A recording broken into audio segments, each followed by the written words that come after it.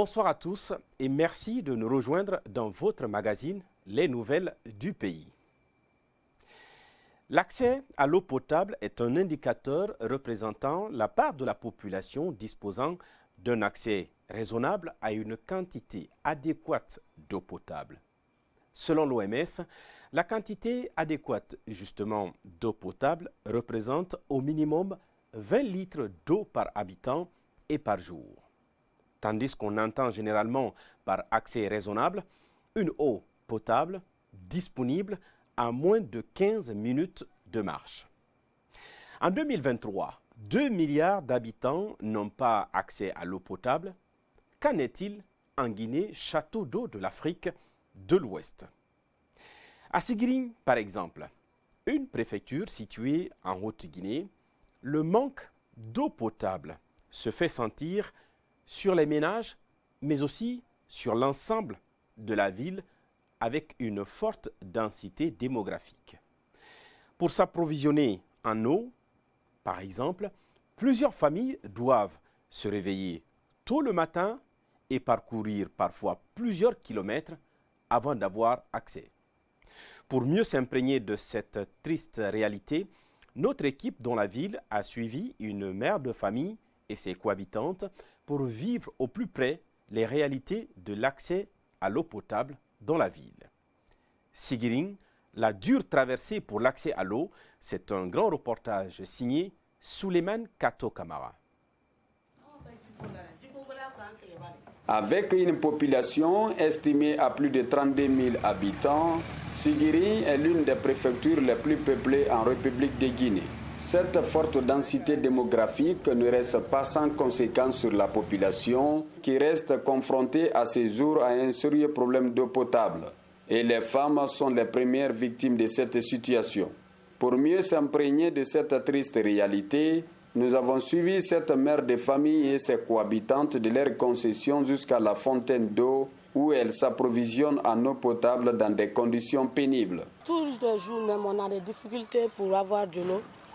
Vous-même, vous voyez la distance de la maison jusqu'à la fontaine d'eau pour puiser de l'eau.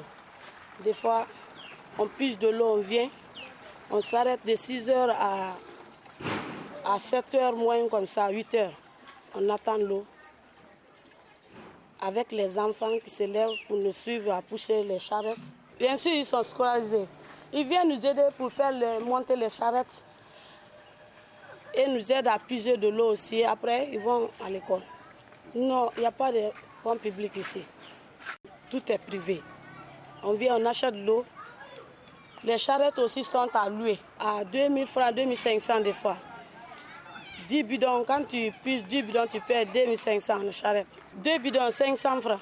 C'est à cause de la colline qu'on s'associe pour pousser les charrettes. Même avec les enfants.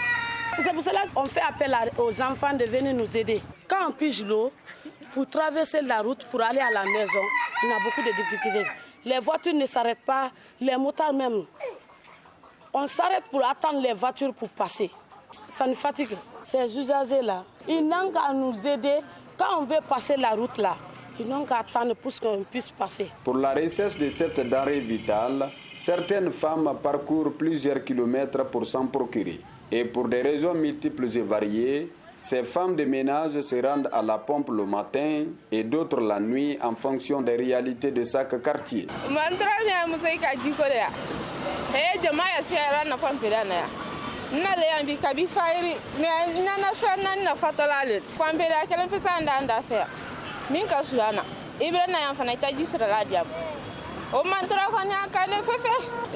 Beaucoup de personnes viennent se procurer de l'eau potable ici, puisque c'est la seule pompe qui est dans la zone. Et c'est pourquoi il y a toujours un engouement. Parfois, on peut faire 2 heures sans être servi. Je suis là depuis 6 heures du matin et c'est maintenant que je viens d'en avoir. Nous payons 2 bidons à 500 francs guinéens. Nous souffrons vraiment.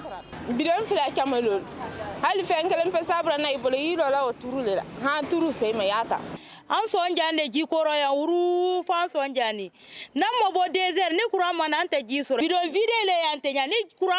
est souvent obligé de sortir à 2 heures du matin pour avoir de l'eau. C'est le courant qui fait fonctionner les pompes, mais nous pouvons faire 2 à 3 jours sans l'avoir dans notre quartier, chose qui complique davantage notre situation. Pour remplir 10 bidons, nous payons 3 000 francs.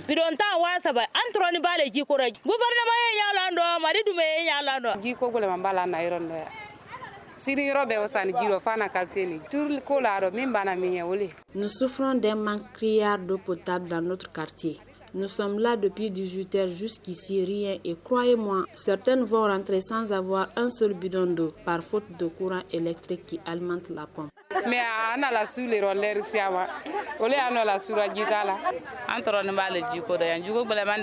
Nous sommes confrontés à un sérieux problème d'eau ici. Nous sommes venus à 18h et il est 22h. Jusqu'ici, nous n'avons pas eu un bidon d'abord. Nous payons 2 bidons à 500 francs. Parfois même, certaines femmes se font la guerre ici. C'est vraiment difficile pour nous.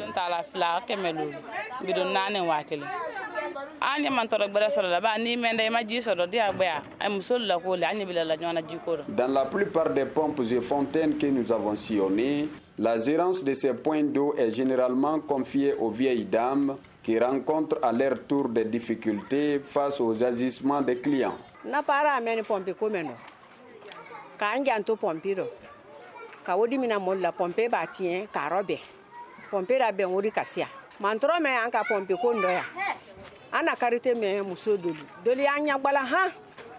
Mon travail, c'est de veiller sur la pompe, récupérer l'argent et réparer la pompe en cas de panne. Mais certaines femmes me fatiguent beaucoup dans ce recouvrement en refusant de payer l'argent.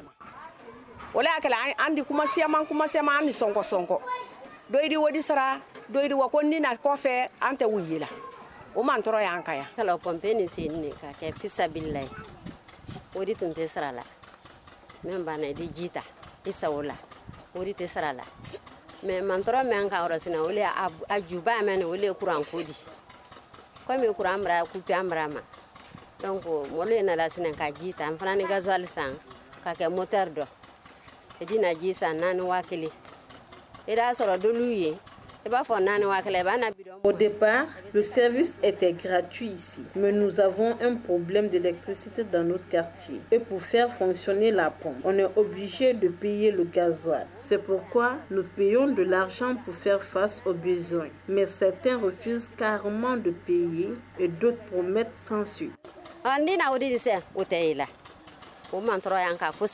Pour ces spécialistes, la prolifération des forages et des usines d'eau potable a drastiquement diminué les cas de maladies liées à la qualité de l'eau. Les maladies qui sont liées à la consommation d'eau impropre, qui n'est pas destinée à la consommation, j'avoue que ça a diminué, en tout cas à l'hôpital préfectoral de Sigiri. Contrairement, quand vous reculez un tout petit peu, vous prenez 5 ans, 10 ans en arrière, ce n'était pas possible. Chaque année, il y avait des épidémies de choléra, des épidémies d'amibiase intestinale, ainsi de suite. Mais actuellement, je ne dis pas qu'on ne reçoit pas de cas. Nous recevons des cas. Mais comparativement aux autres années, je pense que la mise en place des forages, la mise en place des usines d'eau a contribué quand même à diminuer ces épidémies-là. Ces maladies qui sont liées à la consommation d'eau impropre. En clair, il y a eu une diminution, mais ce n'est pas encore fini parce que nous continuons à recevoir, moi je suis interniste, des personnes âgées de problèmes de diarrhée, de problèmes de ainsi de suite. Pour une question de santé publique, ces spécialistes invitent l'État à plus de vigilance et de rigueur dans le contrôle de ces usines d'eau pour préserver la santé des consommateurs. Les gens sont en train de mettre en place des usines d'eau un peu partout de façon incontrôlée, je pèse bien mes mots, de façon inappropriée aussi, parce que souvent c'est dans les maisons, souvent qui échappent parfois à des contrôles.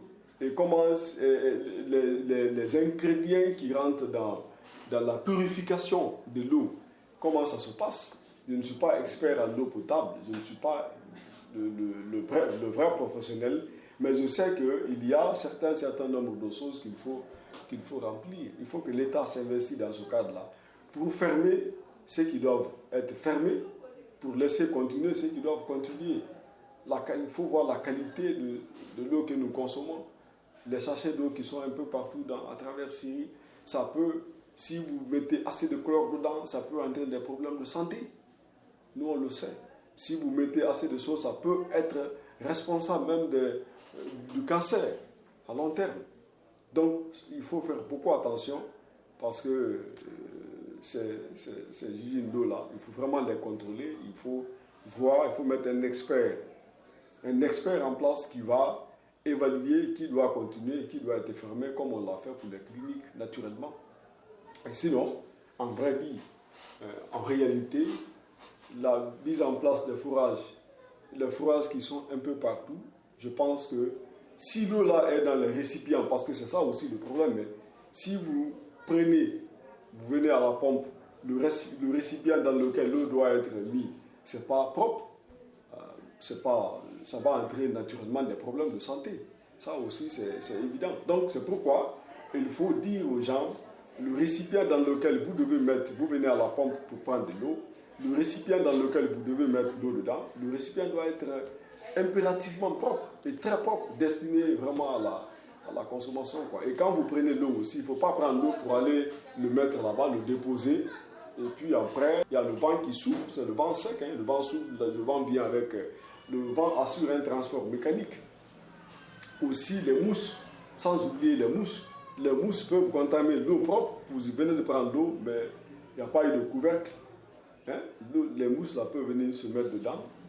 Et puis ça peut entraîner tous les problèmes qui sont liés à la consommation de l'eau qui n'est pas propre. Donc voilà. Donc en clair, il y a eu une diminution, mais ce n'est pas encore fini parce que nous continuons à recevoir, moi je suis interniste, des personnes âgées de problèmes de diarrhée, de problèmes de ainsi de suite, de vomissements, diarrhée, qui sont parfois liés à la consommation de l'eau qui est impropre. Dame Sarangoulari, tout comme les autres femmes interrogées, sollicite l'aide de l'État pour remédier ce problème qui ne fait que trop durer. C'est l'unique pompe que nous avons ici. Si l'État peut nous venir en aide, ça serait très bon. Sinon, c'est difficile pour nous. Nous sollicitons l'aide des autorités pour régler ce problème d'eau. Sinon, nous souffrons vraiment. L'appel que je lance au gouvernement de nous aider à avoir des forages publics, puisque nous aussi, on cesse de se lever à 6 heures avec les enfants pour venir puiser de loin.